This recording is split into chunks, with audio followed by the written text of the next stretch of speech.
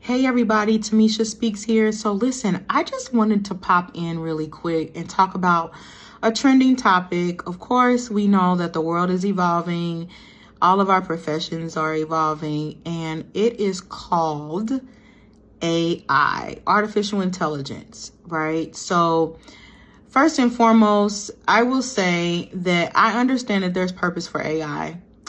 I understand that a lot of us are utilizing it in our daily work. And I want to talk a little bit about, the student facing side in the realm of education, whether it's K-12 or higher ed, especially our higher ed scholars. So before I even get into that, I want to encourage our staff, administrators out there, along with our educators and parents, to lean a little bit more into resources, whatever resources that your school is providing. Parents, whatever resources that is out there available to you from the school, you can always go to the library. You can connect with your peers, anyone else that's in this space, just to ensure that your scholars are doing exactly what it is that they need to do in order to be academically successful. So in full transparency, one of my scholars is on what we call academic suspension, and that is due to plagiarism. Yeah, plagiarism. So I'm disappointed because this scholar is super smart. In fact, I know all scholars are intelligent. And I don't know about nobody else, but I can attest that when I was in college, I had to use my brain. I had to read, I had to write, I had to think, I had to use my critical thinking skills. And we didn't have artificial intelligence. We didn't have ChatGPT. We didn't have Turnitin. We didn't have any of those things. I was still submitting my coursework via notebook paper. Okay. So I said all that to say there are consequences for your actions. And what I want students to understand and really lean into is what is the policies and practices that is centered around AI. Connect with your instructor, connect with your facilitators, connect with your professors and ask them, are there tools that is required for us to use AI?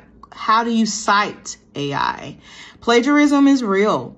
Okay, and there are consequences, and consequences is simply results, whether it be positive or negative. And if you ever have to go before a committee or a board in order to either advocate for yourself or explain as to why you're plagiarizing, then that is a problem, because you should not be doing it in the first place. You should not be copying and pasting someone else's work. You should most definitely be citing it appropriately. And I'm sure that there are wraparound services at every single institution to help guide you. And I'm not saying AI is a bad thing, because it is utilized as a tool, and it can help guide, and it can help mitigate any problems or concerns when it comes to writing, when it comes to citation, whatever it is that you are in need of. But you have to make sure that you're following the proper practices of your institution. Okay, parents, I beg of you. I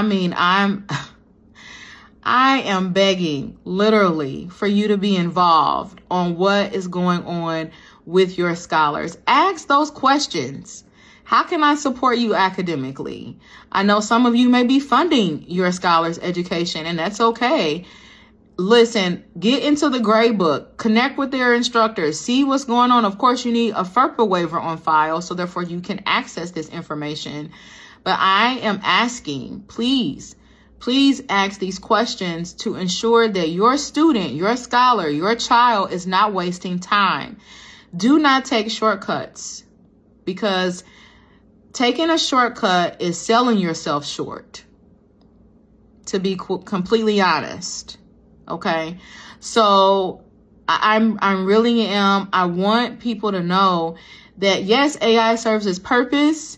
There's nothing wrong with it, but you have to be cautious of what it is that you're doing and how you're doing it. And If you're not allowed to use it, then don't. Now, I know that there are instances where we have some highly intelligent scholars and they have to continually to prove themselves that they're not using AI. And I understand that as well, because, you know, there are many scholars that can articulate well in their writing and that they can hold an intelligent conversation, you know, without utilizing any additional tools or techniques in order to help them get their point across or communicate effectively. I just want you all to be aware, be self-aware of what's going on, understanding what's ahead of you and understanding how to utilize those things so therefore you can be successful. If you have any additional questions about it, if you are in need of support, please reach out. Please reach out to myself, reach out to your institution. Please connect and see what is going on, what is necessary, and how you're able to, of course, obtain that degree, that certification, those specific credentials in order for you to be successful so you can move into the profession that you desire. Okay? That's all I have tonight. If you have any additional questions, don't hesitate to connect with me. Talk to you soon. Bye.